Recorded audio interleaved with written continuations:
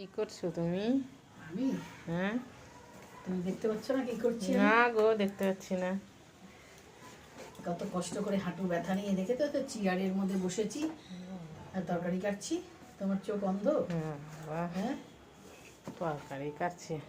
করবা না কি এটা তরকারি আজকে? তরকারিটা এটা দেখো, শীতের দিনে কত সবজি। কি কি কেটেছো?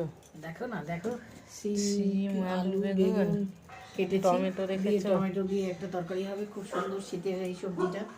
খেতে এই শীতের দিনেই ভাল লাগে, টক টক খেতে। তোমরা কি করো বন্ধুরা? দেখো না, আমাকে বলছে আরে আমার হাঁটু ব্যথায় কত কষ্ট পাচ্ছি, বসে বসে এই চেয়ারের মধ্যেই তরকারি কাটতে হয় আমাকে। আবার কথা বলছে, দেখেছো? আর কি বলবো বলো? হ্যাঁ, রাখি তাহলে এখনকার মতন। আর এই শিম ভাজা করবো, গোটা গোটা শিমের ভাজা, সেটাও কেটেছি। দেখো, এই মিষ্টি লাগে না খেতে? দারুণ লাগে খেতে। এই গোটা গোটা শিমের ভাজা হবে। তোমরা ব্লগে থাকো, দেখতে পাবে, নিয়ে যাও।